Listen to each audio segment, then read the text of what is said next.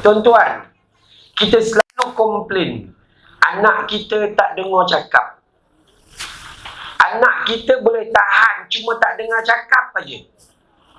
Tapi anak Nabi Adam bunuh adik sendiri. Adakah di kala itu Allah menyalahkan tugas bapaknya seorang Nabi Adam? Tak. Nabi Adam mengajar anak dia dengan betul, tapi anak dia tak nak dengar cakap. Kadang-kadang kita komplain. Komplain apa? Isteri kita tak dengar cakap. Asyik shopping aja. Beli tudung bawal tenggiri, kembung jenahak dan sebagainya. Kan ya? Dah, isteri Nabi Nuh kafir. Isteri Nabi Lut pendukung dosa dan maksiat. Kadang-kadang kita komplain adik-beradik kita tak singgah rumah kita. Adik-beradik kepada Nabi Yusuf campak Nabi Yusuf dalam perigi buta. Kadang-kadang kita mengadu sesama adik-beradik. Ayah kita tak berapa pergi masjid. Mak kita tak berapa masuk grup sangat baca Yasin. Komplain. Sedangkan bapa kepada Nabi Ibrahim buat apa? Buat berhala. Maka sebenarnya yang tak penting kejayaan pada diri kita. Yang paling penting awak buat ke awak tak buat. Itu aja perkara asal. Jadi di dalam kehidupan, apabila perkara yang paling asas yang Nabi ajar pada kita, kalau kita baca dalam Al-Quran, Allah sebut dalam surah Al-Ahzab pada surah 33 pada ayat 21, laqad kana lakum fi rasulillahi uswatun hasanah. Akhir ayat. Pada diri Rasulullah itu ada contoh teladan yang baik yang sepatutnya kita contohi. Daripada hidupnya Nabi sampailah tidur balik, maka wajib kita mencontohi Nabi. Contoh, Nabi bangun tidur baca doa. Nabi bangun tidur gosok muka. Gosok muka. Kenapa gosok tu? Itu untuk kita rasa fresh, hilang rasa ngantuk. Kalau ustaz, kalau tak gosok boleh ke tak boleh? Boleh, tapi rugilah kita tak dapat sunnah Nabi. Selepas bangun tidur, gosok muka, lepas tu baca doa. Nabi ajar baca doa bukan panjang pun. Nabi baca Alhamdulillahilladzi ahyana ba'dama amatana wa ilaihin nusyur. Yang jadi masalah, kita ni bangun tidur dah 80 tahun dah. Doa bangun tidur tak hafal-hafal. Itu yang jadi masalah kita. Tidur dah 72 tahun dah. Doa nak tidur tak hafal-hafal. Agak-agak apa kita buat 70 tahun tu? Contoh kita. Sambut Maulidi Rasul tiap-tiap tahun. Kata sayang benar dengan Nabi. Nampak macam tak sayang aja. Iya sungguh tuan-tuan, kalau kita fikir lah. Kalau kita fikir. Kalau tak fikir, tak dapat apa-apa. Tuan-tuan, sambut Maulidi Rasul.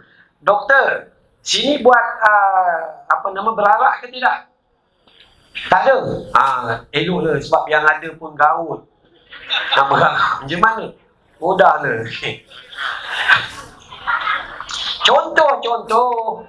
Tiap-tiap tahun berarak ni. Berarak bukan main berarak kan. Pukul 9 pagi datang penuh. Berimpun. Yang lelaki datang dengan berbaju, dengan bersamping macam pengantin.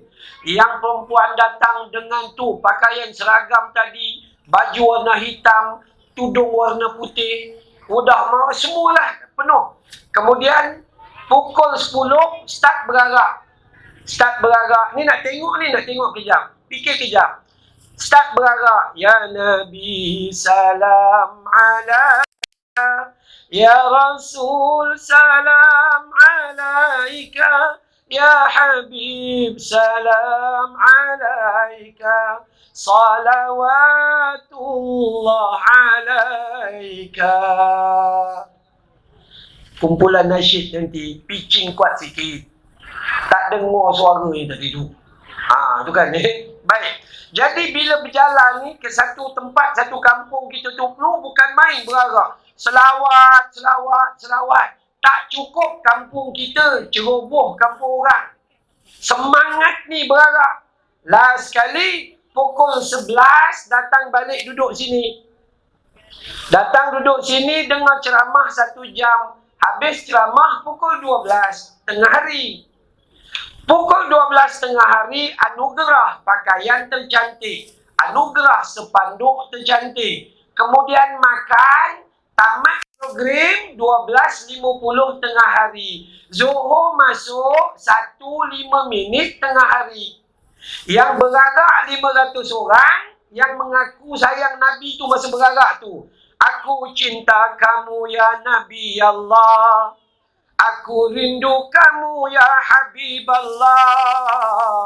Aku rindu kamu ya Rasulullah. Bohong aja sebenarnya. Pukul 12.50, 500 orang berarak, solat jemaah tinggal 50 orang aja. Iya, tiap-tiap tahun itu aja perangainya. Udah dapat makan, kemudian bungkus, calur betek, calur kertih. Sudah. Maka sebab itu, kita pentingnya adalah kita mengambil pengajaran daripada kehidupan baginda Nabi sallallahu alaihi wasallam. Bagi kita orang lelaki, sunnah terbesar Nabi adalah didik diri supaya datang solat berjamaah. Itu sunnah paling besar. Ini tidak tahun baru Islam. Kita panggil awal Muharram. Semua datang ke masjid, baca doa akhir tahun dan awal tahun. Kemudian setahun tak datang masjid. Baca doa aja. Itu manusia sebenarnya.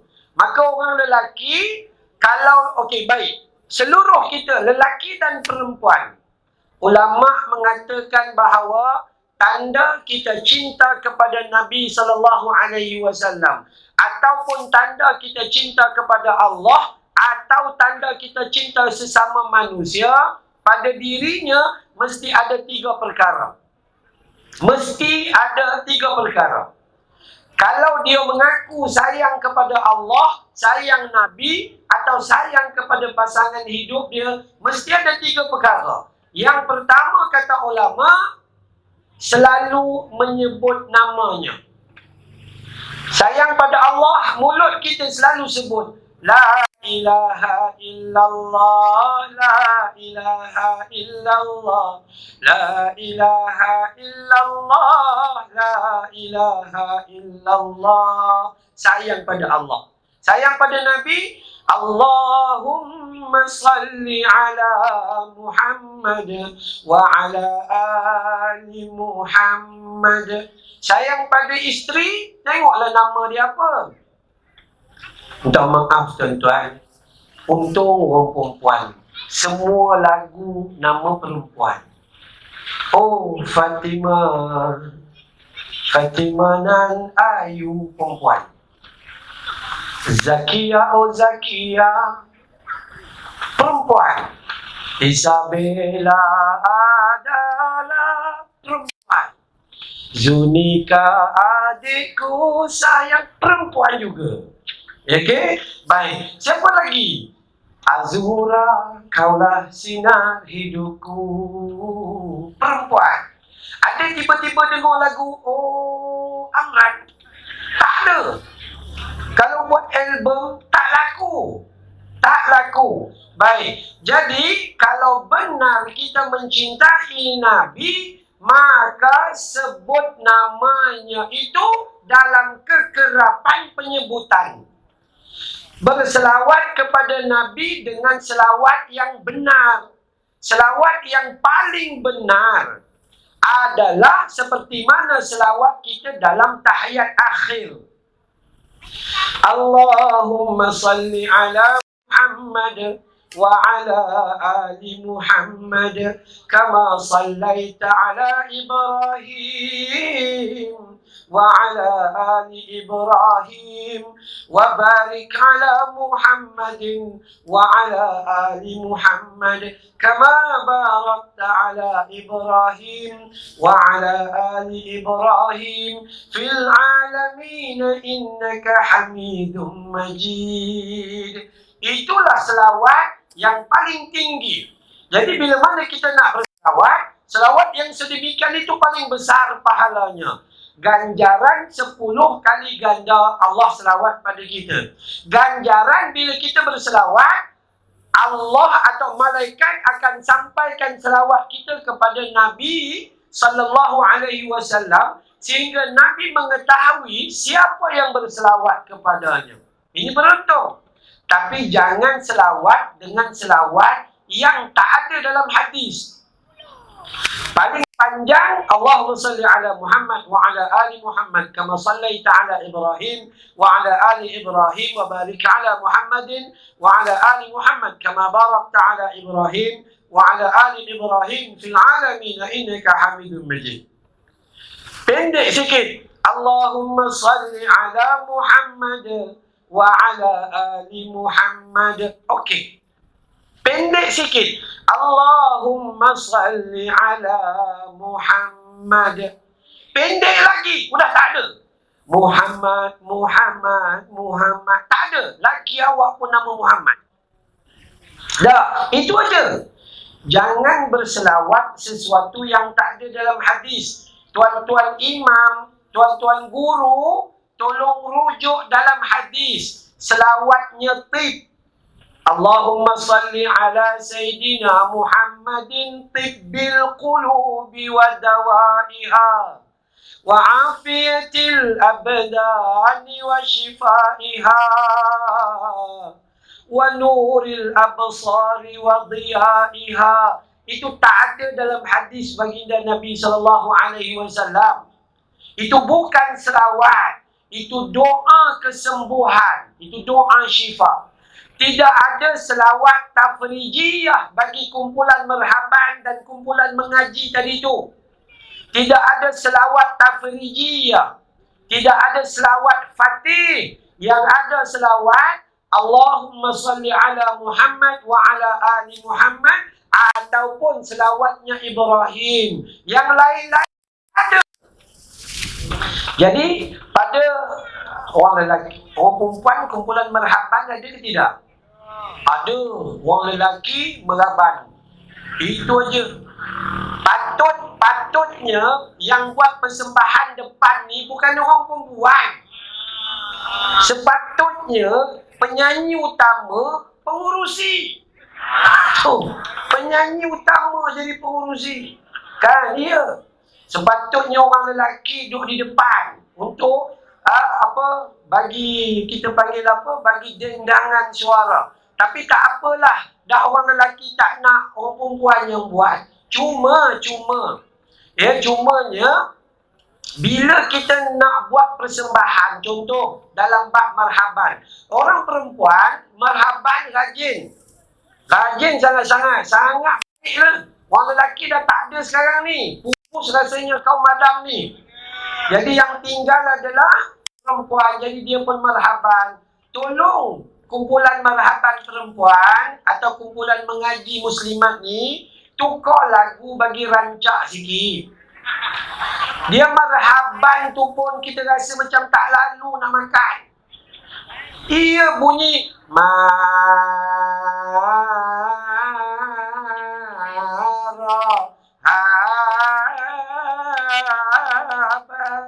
Udah macam kena asma. Iya. Marhaban dengan suara yang rancak sikit. Ambil lagu yang rancak. Ya marhaban, ya nurul aini, ya marhaban, jaddal husaini, asyraqal badru alaina min sani, watil wada'i, ya marhaban. Ting ting ting. Perasan tak lagu apa? Dia datang dengan lenggang-lenggoknya. Makan nambah. Ini yang marhaban yang datang itu pun bakal-bakal jenazah. Geng kencing manis, darah tinggi dan gaut contohnya. Tapi bukan yang sini tadi itu, bukan. Yang lain lah, yang lain. Itu bukan. Okey, baik. Cuma kalau ditanya pada saya, kumpulan nasyid, kumpulan marhaban bukan kelompok perempuan, tapi kelompok lelaki. Orang perempuan duduk di sana dan dengar je suara suami dia, entah sedap entah tidak. Itu je, cukup. Okey? Baik. Tak apa, kita kembali tadinya. Apabila kamu sayang kepada Nabi, maka sebut namanya. Itu tanda. Kalau kita mengaku kita sayang pada Nabi, tapi kita tidak berselawat kepadanya, bermaksud kita bohong. Bermaksud kita dusta. Tanda kita cinta adalah menyebut namanya. Allahumma salli ala Muhammad wa ala ali Muhammad. Yang kedua, kata ulama, seandainya benar-benar kita sayang kepada Nabi, yakni selepas menyebut namanya, teringin duduk bersamanya. Teringin nak duduk bersamanya. Tuan-tuan, puan-puan, ada seorang sahabat. Dia ambil air untuk Nabi ambil wuduk. Dia ambil satu bekas air, dia kata, "Ya Rasulullah, ini untuk wudukmu." Kemudian pada malam tersebut mereka salat tahajud bersama. Selepas selesai salat tahajud, Nabi tanya kepada sahabat ni. Sahabat ni Nabi tanya, "Wahai sahabat, kamu selama bertugas menjadi teman kepada aku dan khidmat, kamu tak pernah minta apa pun. Mintalah malam ni, aku nak doa kepada Allah, sudah pasti Allah akan makbulkan." Tuan-tuan tahu apa yang dia minta? Dia tak minta Velfire 3 biji. Dia tak minta isteri 4. Dia tak minta duit jutaan ringgit. Tak. Sahabat Nabi ni, yang bila Nabi kata, "Mintalah aku nak doa kepada Allah, Allah makbul." Maka kata sahabat ni, "Sebagaimana aku hidup di dunia bersamamu, tolong doa kepada Allah di akhirat nanti, aku tinggal juga bersamamu di dalam syurga." Subhanallah. Tu tengok. Kita jumpa Nabi tak pernah, teringin nak jumpa Nabi pun tak pernah juga. Ada pernah doa ke tidak? Itu bahayanya kita. Maka kaedah kedua, apabila kita mengaku kita sayang kepada Nabi SAW, maka hendaklah kita merasai keteringinan untuk duduk bersama dia. Macam mana nak duduk di dunia sebab dia dah tak ada? Maka pilihlah di mana-mana tempat yang Nabi suka duduk. Nabi suka ke masjid solat jemaah. Jadi kita orang lelaki, kalau nak duduk di tempat yang Nabi duduk, datang solat jemaah. Itu tanda bahawa itulah kasih sayang dia kepada Nabi. Orang perempuan, tenang-tenang aja. Tak payah datang solat jemaah di masjid. Kadang-kadang tuan-tuan, kita nampak akak tu datang, kita tanya, "Akak, datang seorang ke berdua? Mana abangnya?" "Abang kirim akak datang." Apa punya jantan? Abang kirim akak datang. Ya Allah. Tu kan. Orang perempuan kalau dah tak ada suami di rumah, atau tak ada suami, tak ada di masjid, tak payah. Duduk je di rumah. Buat je kopi dengan cokodok, biar dia telan. Sungguh. Ya. Nabi sebut dalam hadis, sebaik-baik tempat salat bagi seorang wanita adalah di dalam bilik tidurnya, tersembunyi. Kalau bilik tidurnya penuh dengan almari baju, tak boleh solat, maka terbaik baginya di ruang tamu rumahnya. Kalau ruang tamu rumahnya ramai orang kerana ada kenduri kahwin, terbaik baginya di masjid kampungnya berbanding masjid Nabi. Itu bagi orang perempuan. Jadi, tapi bagi orang lelaki pula, Jangan perasan baiti jannati, rumahku, syurgaku, jadi aku tak payah pergi ke masjid. Bukan. Ya? Jadi ini perkara kedua, kalau kita benar-benar mengaku sayang pada Nabi, kita nak duduk di majlis-majlis yang Nabi suka. Pergi solat jemaah dalam majlis ilmu yang sebegini rupa. Malahan Nabi suka berada dalam majlis membantu anak yatim, membantu orang miskin, membantu saudara sesama Islam. Kata Nabi, orang yang keluar daripada rumah bersama sahabatnya, membantu orang Islam yang susah, lebih Nabi suka daripada i'tikaf di Masjid Nabawi selama 1 bulan. Bayangkan, ya, maka sebab itu bukan hanya di masjid tempat Nabi duduk, tapi Nabi suka pergi mencari orang-orang yang susah dan menguruskan bantuan kepada mereka. Sebab tu saya pesan kepada pihak masjid, elok doktor ada malam ni, ya, semua pentadbir ada. Pihak masjid bukan sekadar menguruskan masjid, tapi pihak masjid ada tanggungjawab yang lebih besar, iaitu melakukan dakwah ziarah daripada rumah ke rumah di dalam qaryah Lubuk Redan. Tu. Ya. Jadi apa yang perlu AJK Masjid buat dalam 1 bulan, 1 minggu 1 kali, contohnya buat ziarah, pergi rumah ke rumah penduduk di sekitar ini. Tambah-tambah kalau AJK tu dia baru dilantik, orang tak kenal pun. Jadi ziarah daripada rumah ke rumah. Sebelum ziarah, ambil duit masjid, pergi jalan, beli buah tangan, isi beras Taj Mahal, faizah Taj Mahal. Jangan beli faizah Taj Murah, beli yang mahal. Letak kopi, gula, susu dan sebagainya. Letak pamphlet masjid, nombor telefon pengurusan jenazah dekat belakang jadual pengajian. Pergi. Rumah siapa yang kita kena pergi dulu? Rumah orang kampung kita yang tak pernah datang ke masjid. Itu baru betul. Rumah AJK tak payah pergi sebab dah lah banyak bungkus. Jadi tak payah. Ni rumah orang ni, tanggungjawab kita sebenarnya. Jangan kita kata kau nak datang, tak datang sudah. Kan kubur kan masing-masing. Memanglah.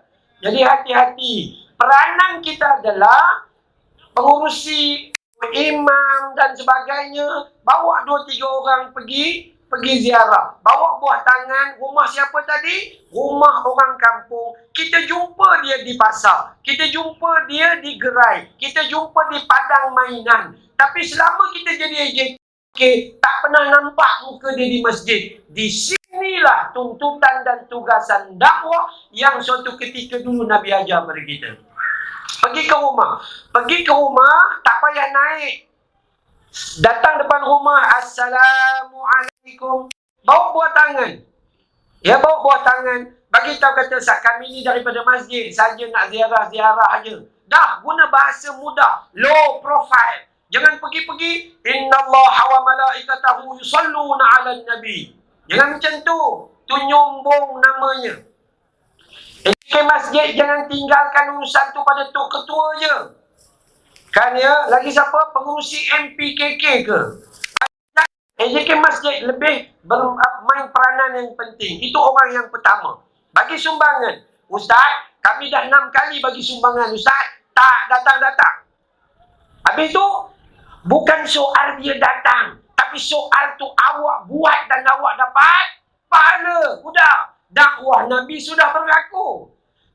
Alah, tuan-tuan, ada orang bagi tahu, saya ustaz, dia lah bagi tahu. Dia kata, saya ustaz, seboleh-bolehnya kalau dapat diundurkan waktu, saya nak hidup di zaman Nabi. Saya kata, kau tak payah berangan. Pak saudara Nabi duduk sebelah Nabi pun kafir. Berapa ramai orang hidup di sebelah Nabi yang masuk neraka. Jadi kenapa Allah pilih kita di zaman ini? Sebab kita tak cukup kuat berhadapan dengan ujian besar di zaman Nabi sallallahu alaihi wasallam. Itu orang yang pertama. Orang yang tak datang masjid, kita pergi ziarah. Orang yang kedua, siapa? Jemaah yang dulunya ada di masjid, tapi dah lama tak nampak. Nak kata pindah, tak dengar kata pun. Maka ziarah dia, tanya khabar. Kenapa? Takut-takut dia merajuk sebab pengurusi orang lain lantik orang lain dah. AJK begitu begini. Ketika orang cadang dia orang lain, bila nama dia, cadangan ditutup. Akhirnya merajuklah dia. Jadi sebagai orang Islam, pergilah pujuk. Pahala besar sebenarnya. Alhamdulillah kalau kita pergi berdamai, dia datanglah balik ke masjid. Dan yang ketiga, baru kita pergi rumah, ada orang sakit, ada orang miskin, ada orang yang anak cucu nak sambung belajar tak ada kemampuan dan sebagainya. Maka ziarah adalah sangat utama di dalam sunnah Nabi sallallahu alaihi wasallam. Itu sangat-sangat penting. Jadi, itu tugasan utama dalam hidup kita, iaitu ikut, pertama sebut nama Nabi, kedua duduk bersama dengan Nabi SAW. Dan yang ketiga, kesempurnaan orang yang mencintai Nabi bukan sekadar menyebut namanya dan duduk bersamanya, tapi yang paling besar, tunaikan permintaannya. Itu paling besar. Nabi suruh solat jamaah di masjid, kita tenang aja solat di rumah. Nabi suruh solat di awal waktu, kita solat zuhur, kasih salam zuhur, azan asar. Ya, Nabi suruh banyak berdoa, kita udah bankrupt baru solat duha. Nabi solat duha 2 rakaat sehingga 8 rakaat. Kita solat duha 8, bukan 28 rakaat. Itu tanda dah tak ada duit sangatlah tu. Besok 2 rakaat pun tak buat. Masa bergaduh suami isteri, Allahu Akbar, solat tahajud berjemaah. Masa dah elok, dua-dua terkejut. Itu manusia. Maka, kalaulah kita ikut junjungan besar baginda Nabi SAW, maka kita wajib mengikuti dan mencontohi sunnah Nabi SAW. Seluruh kehidupan Nabi start daripada awal kita kata tadi tu. Bangun tidur, gosok muka. Pahala sunnah Nabi. Kemudian baca doa. Pahala sunnah Nabi. Kemudian basuh kedua tangan kita ni. Pahala sunnah Nabi. Sahabat tanya, ya Rasulullah, kenapa perlu basuh tangan kita ni waktu selepas bangun tidur? Kata Nabi, awak tak tahu tangan awak pergi mana time awak tidur. Garu itu, garu ini, garu itu, garu ini. Takkan bangun-bangun buat cekodok pisang aja. Kemudian istinsyak air ke dalam hidung. Ambil air, sedut dalam hidung dan buang. Kenapa? Sebab ketika kita tidur, kata Nabi, setan beranak pinak dalam lubang hidung kita. Akhirnya ngaji Quran baru sebut bismillah, menguap. Baru sebut bismillah. Iya. Allah. Orang lain beri sumbangan sedekah. Kita al-bakhilun wal kedukutun. Iya. Bahayanya. Sebab itu, maka selepas itu kita berwuduk bagaimana Nabi SAW. Macam-macam sunnah. Tuan-tuan, salah satu amalan Nabi besar, ya, adalah solat tahajud. Ya, solat tahajud. Cari waktu untuk 2 rakaat saja pun cukup memadai. Tambah-tambah sekarang ni subuh masuk lambat sikit. Sini pukul berapa? 5.55. 5.50. Awak bangun 5.30, sempat lagi untuk solat tahajud. Kenapa? Sebab muka kita ni memang tak menghafal yang panjang pun. Jadi baca pun yang pendek-pendek aja. Sempat solat tahajud 2 rakaat. Ya, solat witirnya buat sebelum tidur. Mudah. Abu Hurairah radhiyallahu anhu, dia telah mengatakan bahawa aku telah diwasiatkan oleh Nabi sallallahu alaihi wasallam, yakni apa? Untuk pertama puasa 3 kali atau 3 hari dalam 1 bulan. Nabi wasiat kepada Abu Hurairah, pertama, puasa 3 hari dalam 1 bulan. Sebaik-baik puasa, macam mana? Puasa Nabi Daud lah, selang sehari. Muka kita tak ada harapan. Lepas tu yang mana? Hari Isnin dan juga hari Khamis. Agak-agak boleh ke tak boleh? Nampak macam beban aja. Maka buatlah 3 hari sebulan. 13, 14 dan 15 hari bulan Islam. Siapa tak mampu buat straight, dia boleh buat 10 hari pertama 1 hari, 10 hari kedua 1 hari, 10 hari ketiga 1 hari. Siapa yang tak mampu, buat je 3 hari bila-bila masa. Siapa yang tak mampu, kau tak payah puasa. Tapi, masak sesuatu, sedekah bagi orang yang berbuka puasa. Dah, satu. Yang kedua, Nabi pesan dengan Abu Hurairah, solat sunat, duha. 2 rakaat 1 hari.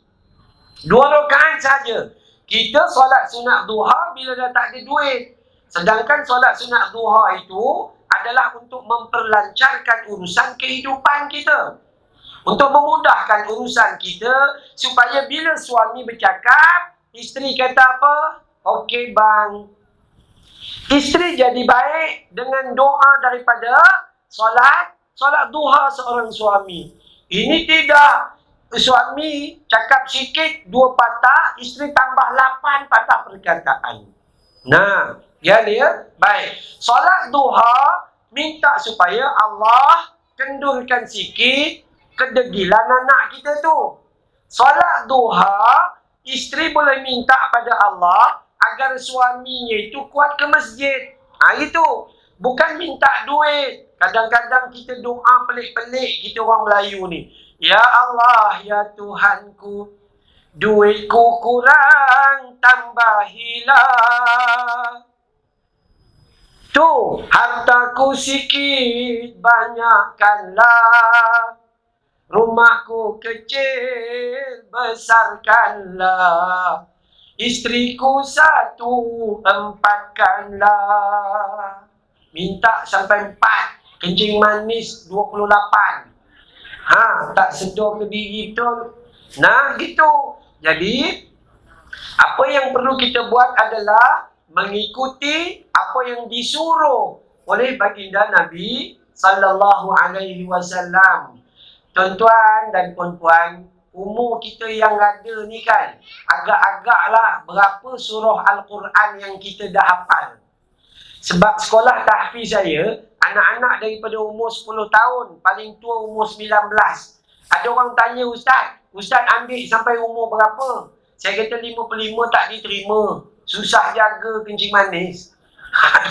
Jadi paling tinggi 19 tahun. Anak-anak ngapal Quran daripada kecil ni, umur 10 tahun, masuk belajar 6 bulan. Juzuk 30, juzuk 29. Alhamdulillah, selesai. 5 tahun, komplit syahadah 30 juzuk Quran. Kita 85 tahun, surah duha sampai ke bawah An-Nas tak apa-apa lagi. Iya, sebab tu saya selalu kaitkan dengan lagu Hindustan tu. Itu orang panggil Bollywood sebenarnya. Tuan-tuan, ayat Quran ni ada pada kita semenjak daripada kecil lagi. Daripada kita dilahirkan, Quran dah ada dalam rumah, sampailah kita dah ada tanda-tanda nak mati. Tapi ayat Quran tak hafal-hafal. Lagu Hindustan yang lintas dalam TV tu lekat pula. Saya selalu ulang tuan-tuan. Tahun 50-an. Filem Bobby.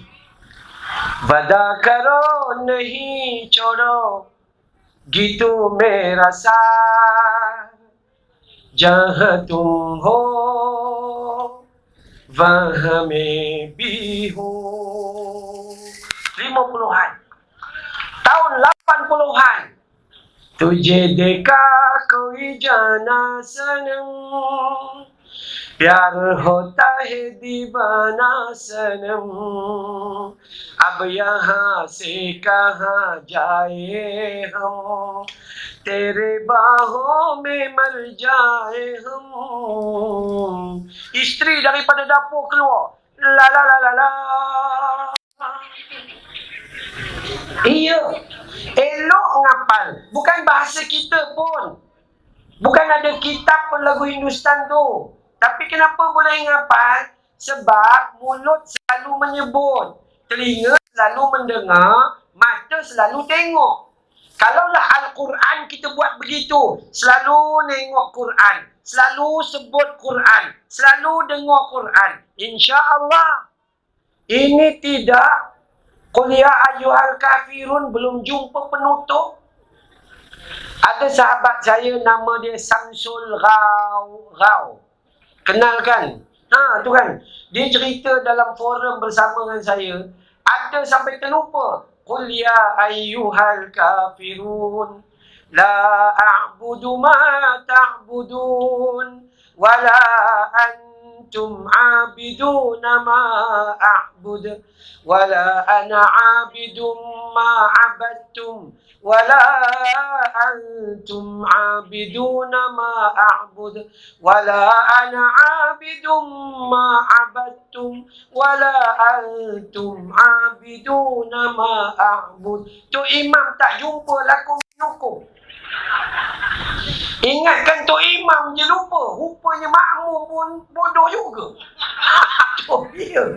Makmum kata dia, last kali orang ambil wuduk bahagian tepi. Lakum dia nyukong lah woi.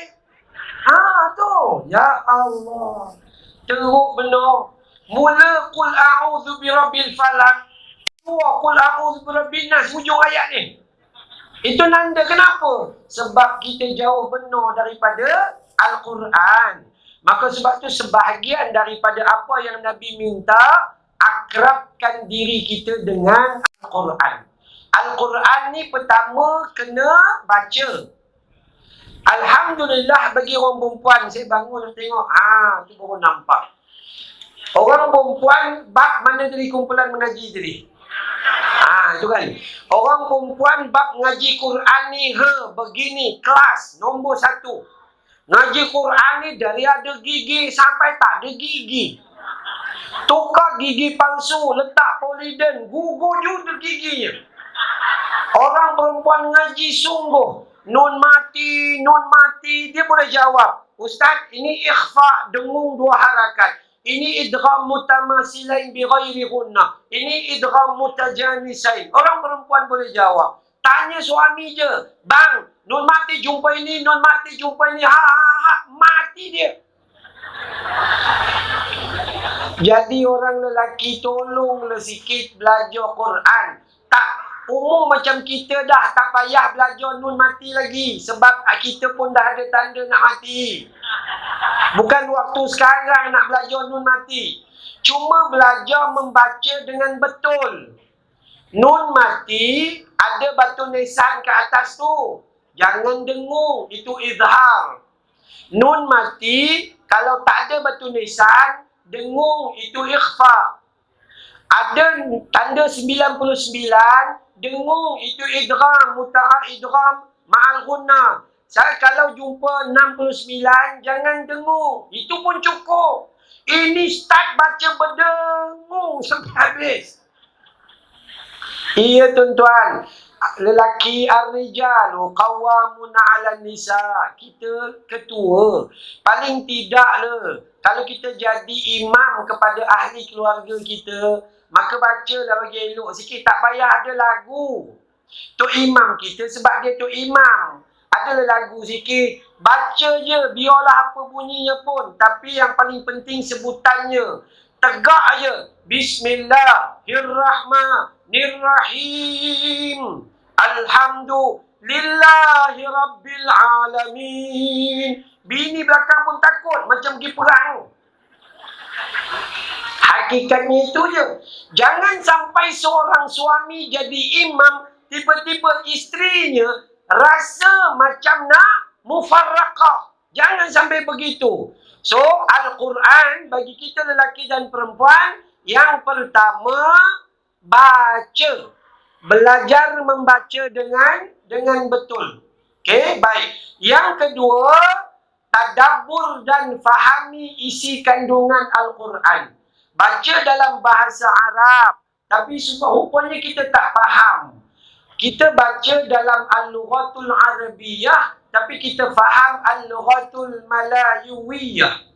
Jadi Al-Quran itu, dia tak bagi apa ilmu pada kita. So kita harus faham, baca terjemahannya ya, dengan baik. Oh ini hukumnya, oh ini hukumnya, begitu. Okey? Yang ketiga, beramal dengan isi kandungannya. Membaca, kemudian memahami dan tadabbur. Ketiga, beramal dengan isi kandungan. Isi kandungan Allah kata, aqimus salah wa atawuz zakat. Contohnya, solatlah. Kita faham, oh kena solat. Kan zakatlah. Maka kita ikut perintah Allah Subhanahu wa ta'ala, beramal. Yang keempat, cuba hafal. Ustaz, macam mana nak hafal Ustaz? Hafal je lah. Ustaz, saya ni dah 67, doa kunut pun belum hafal. Masya Allah. Itu bukan belum hafal. Itu tak mau hafal. Jadi kaedah menghafal, tuan-tuan, dia mudah. Dia bukan begini. Dia baca 2-3 ayat, lepas tu dia pergi macam tu. Dia baca lagi begini. Tak boleh. Dapat, selepas dapat, tinggal 2 hari, lupa terus. Sampai mati, lupa. Bukan. Ayat Al-Quran untuk menghafal, yang pertama, untuk hafazan, start dengan 3 ayat.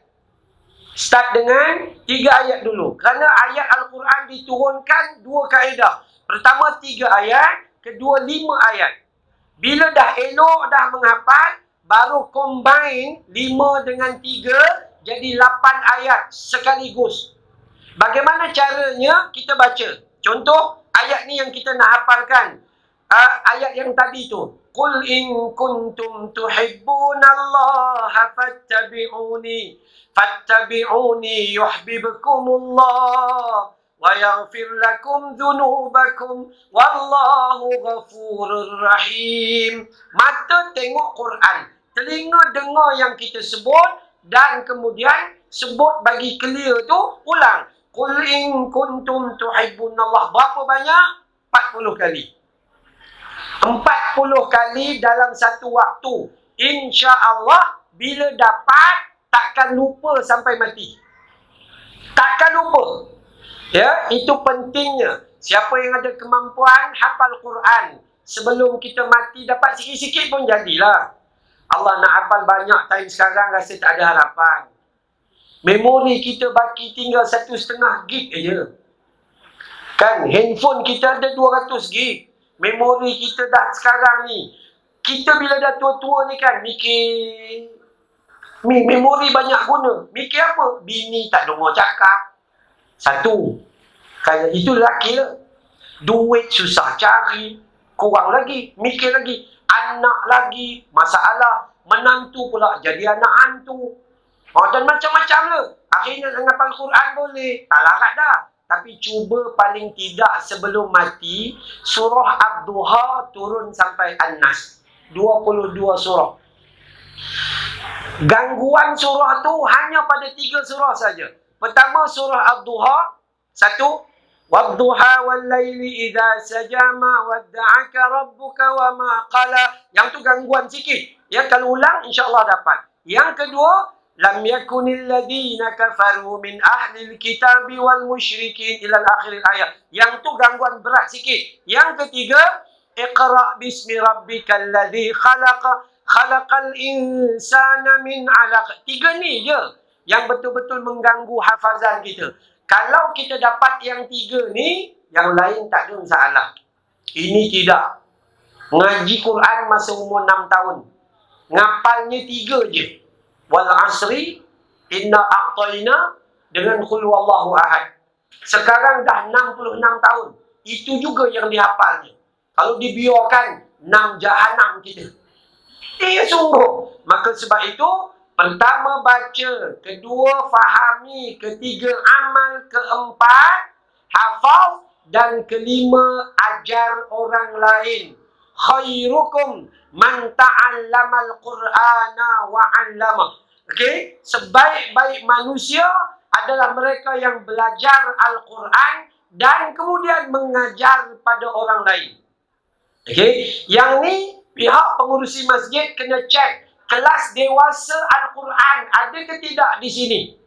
Yang boleh duduk satu halaqah, bila ustaz duduk, dia baca. Ustaz tolong tasmik ustaz. Sentuh, tegur ini, tegur ini. Tak payah belajar nun mati tu dah. Tambah yang asma tu Quran pun, baca Quran pun dah dekat nak mati dah. Spray.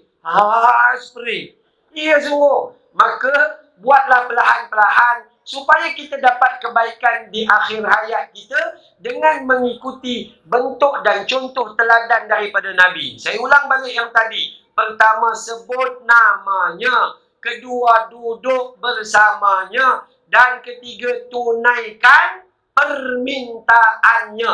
Itu barulah kita benar-benar sayang kepada Nabi.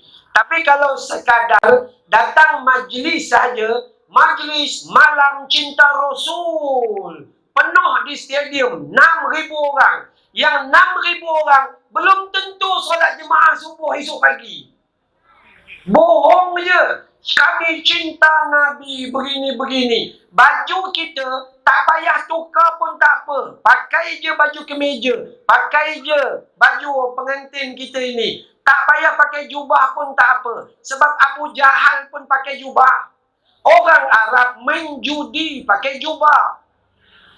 Jadi kalau pakai jubah ini boleh membentuk kita mengikuti sunnah Nabi, ya bagus. Tapi bila awak pakai jubah, tapi perangai awak tak ikut Nabi, maka orang akan kata orang Islam pakai jubah, perangai tak elok, orang akan kata Islam tak elok. Awak pakai jubah, masuk masjid, bubuh gudang garam dalam bukit, masuk dalam masjid. Bawa benda haram masuk dalam masjid dan tak pernah rasa berdosa. Minta maaf tuan-tuan, saya nak sebut satu benda paling besar. Ya. Di pejabat kerajaan kita tak merokok. Di hospital kita tak merokok.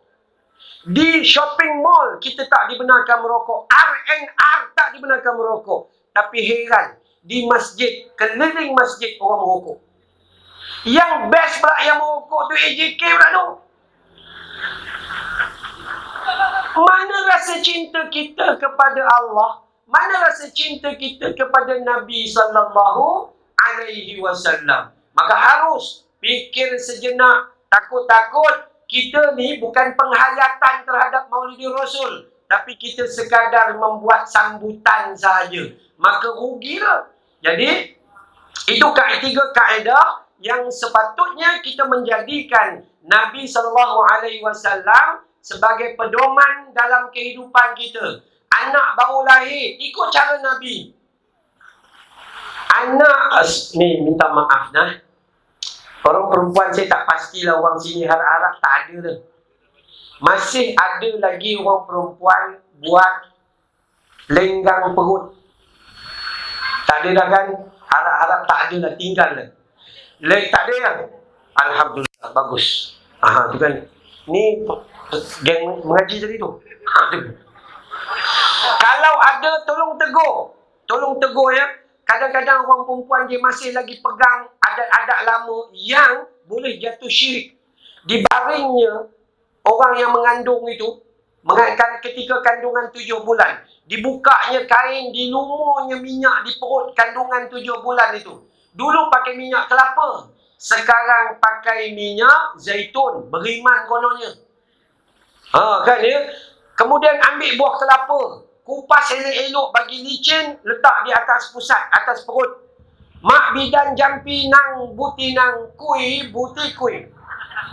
Tepuk-tepuk, golek jatuh belah kanan. Oh, ini anak lelaki. Cuba sekali lagi, jatuh belah kiri. Oh, ini anak perempuan. Alhamdulillah, cuba kali yang terakhir. Buat sekali lagi, tak jatuh-jatuh pondan. Iya. Apa buat benda-benda merapu macam tu? Besok dah lahir anak, keluar pula uri. Uri, perempuan tahu kan? Uri. Uri tak ada dalam hukum suruh basuh. Tak ada. Sebab uri tu memang najis pun. Korek dan tanam udah selesai. Takut digigit binatang aja. Tapi kalau nak basuh, okey je. Bolehlah basuh. Tapi persoalannya, kenapa basuh pakai limau, asam jawa, asam keping, garam? Ini nak basuh uri ke nak buat masak asam uri? Contoh, fikir sekejap. Ada lagi, kenapa tanam uri letak pensel stabilo? Ada lagi ke? Tak ada lah kot. Ada. Ada. Geng mengaji pun tahu ada. Tanam uri letak pensel stabilo. Kononnya besok anak cucu pandai menulis. Kalaulah betul-betul boleh, tanam je Samsung. Iya. Pandai anak dia besok. Kalau nak bagi pakar matematik, tanam kalkulator. Ini semua khurafat dan boleh menyebabkan kita jatuh syirik. Bahaya sangat-sangat. Ya. Oh, anak perempuan kalau urinya tanam di depan rumah. Kalau jangan tanam di belakang rumah, nanti lambat jodohnya. Saya ni tanam di belakang rumah, umur 19 dah menikah laku. Alhamdulillah. Lepas isteri saya wafat bulan 3 tahun 2021, laku lagi bulan 5. 2 bulan aja. Kan ya? Orang lelaki yang isteri meninggal, jangan duduk sorang-sorang. Kahwin je. Iya. Mana-mana isteri meninggal, nikah je. Sebab nikah tu pahala. Besar pahalanya. Kalau dah tak ada, cuba tengok yang sebelah ni. Mana-mana yang kosong, hantar je WhatsApp. La ilaha illallah. Susah apa? Orang perempuan sekarang ni, tanya je. Akak, abang mana? Abang dah tak ada. Akak, mana abang? Saya dah janda. Gitu. Ramai suami dah meninggal. Jadi, pergi je, tanya. Ya, kalau jangan biarkan kita tua-tua mati seorang-seorang begitu. Duduk seorang, pahala tak banyak. Sebab tu saya, bulan 3 meninggal, bulan 5 prosit. Ya, 2 bulan je. Itu pun sebab PKP. Kalau tidak, 2 minggu je. Betul, sebab saya bukan ada edah. Kalau hidup saya hanya makan mungkin 5-6 ringgit. Ada isteri, tambah lagi 5-6 ringgit. Pahala saya besar. Bila saya beli baju, saya pakai 6 tahun. Tak tukar-tukar. Tapi kalau isteri beli baju, dia akan tukar setiap tahun atau setiap minggu. Saya dapat pahala. Senang aja. Itu nikmat dia. Orang perempuan pun macam tu juga. Kalau suami meninggal, kalau laku lagi, nikah je. Ya sungguh. Tanya je Tok Imam. Mana Tok Imam tadi? Kan ya? Tanya je. Saya cuma nak pesan pada orang perempuan. Sebab kadang-kadang, minta maaf ya, program saya yang terbaru dalam TV baru-baru ni, ada persoalan dia tanya Ustaz, dalam program Tanyalah Ustaz, dia kata, Ustaz, apa hukumnya apabila orang hari ini menggunakan bahawa ada perempuan-perempuan yang menyundul katanya. Perempuan-perempuan yang menyundul. Bukan menyundul. Itu isteri dia yang sah. Isteri dia sah. Samsul Yusuf.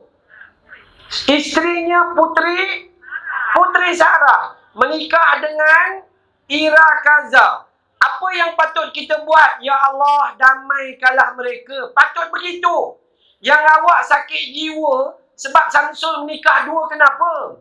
Bukan laki awak yang nikah pun. Tengok manusia. Maka tenang-tenang aja. Buat macam mana? bila ada masalah dalam Facebook, doa Rabbi yassir wala tu'assir, Rabbi tanmin bil khair. Ya Allah, mudahkan, jangan kau susahkan. Akhirkan semua ini dengan penuh kebaikan. Udah, senang aja. Macam mana boleh bab nikah pula masuk ya? Itu baik. Jadi baginda Nabi SAW adalah hala tuju yang kita kena ambil sifat dia itu dalam soal akidah, ibadah dan akhlak, bawa masuk dalam tubuh badan kita, dan itulah kemenangan yang paling besar sekali. Okey. Orang lelaki, siapa-siapa yang mau berubah, tak perlu masuk sekolah tahfiz sebab dah tua. Tak perlu pergi pondok. Nak pergi pondok Al-Barakah Ustaz Kazim ke, untuk sementara waktu. Kalau benar mau berubah, mau menjadi baik, maka mulakan untuk jaga solat jemaah dulu. Itu je. Selepas itu Allah akan uruskan kedudukan kita. Orang perempuan, tenang aja, ada 4 perkara kata Nabi mau masuk syurga. Pertama, jaga solat fardu. Solat sunat tak sempat. Sebab goreng, lepas goreng, lepas goreng, masak. Yang kedua, jaga puasa Ramadan. Puasa sunat tak sempat sebab masak rasa. Yang ketiga, jaga maruah dan aurat diri dengan elok. Yang keempat, taat pada suami. Kata Nabi, Allah buka 8 pintu syurga bagimu, wahai wanita, dengan 4 perkara yang kamu buat. Dan yang keempat tadi, taat pada suami itu bagaimana caranya? Kata Nabi, bagaimana wanita mau masuk ke dalam syurga? Ketika dia dilihat oleh suaminya, maka wajahnya itu menyenangkan suaminya. Itu je. Orang perempuan tak disuruh solat tahajud 40 rakaat. Suami tengok aja senyum. Menyenangkan. Syurga bagi dia. Jangan suami tengok aja serangan jantung. Gitu. Bebanan demi bebanan dan sebagainya. Maka moga-moga Allah kurniakan kepada kita kebaikan pada malam ini. Dengan caranya adalah apa dia? Menyebut nama Nabi, duduk bersama Nabi dan tunaikan permintaan Nabi sallallahu alaihi wasallam. Baik. 2-3 minit kalau ada soalan silakan. Saya tunggu. Sambil tambah petrol. Bismillah.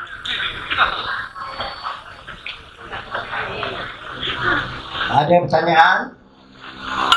Lepaskan saya punya mic. Ada, sebelah belakang. Kalau wanita, ada pertanyaan? Ada.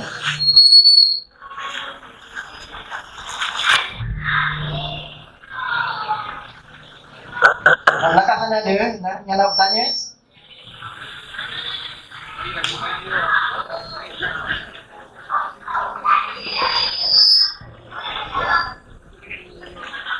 Ada.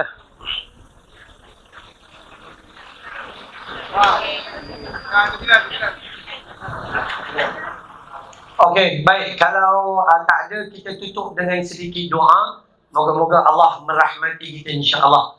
A'udzu billahi minasyaitonir rajim. Bismillahirrahmanirrahim.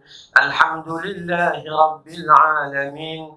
Wassalatu wassalamu ala sayyidil mursalin wa ala alihi wa sahbihi ajma'in. Ya Allah ya Rahman, ya Tuhan kami, ampuni dosa kami ya Allah. Dosa ayah dan ibu kami ya Allah. Dosa pasangan hidup kami ya Allah. Dosa anak-anak dan seluruh ahli keluarga kami ya Allah. Dosa umat muslimin wal muslimat yang hidup maupun telah meninggal dunia ya Allah. Ya Allah ya Rahman ya Tuhan kami, bantu kami dalam kami mengingatimu ya Allah. Bantu kami dalam kami bersyukur padamu ya Allah. bantu kami dalam kami memperbaiki amal ibadah terhadap-Mu ya Allah. Ya Allah, bantu kami dalam kami membina keikhlasan dalam amal kami ya Allah. Ya Allah, bantu kami dalam kami mencontohi sunnah baginda Nabi ya Allah. Ya Rahman, Ya Rahim, Ya Hayyu, Ya Qayyum, Ya Dzal Jalali wal Ikram. Wa sallallahu ala Muhammad wa ala alihi wa sahbihi wa baraka wa sallam. Walhamdulillahi Rabbil Alamin. Subhanakallahumma wa bihamdika asyhadu an la ilaha illa anta astaghfiruka wa atubu ilaik. Wabillahi taufiq wal hidayah. Wassalamualaikum warahmatullahi wabarakatuh.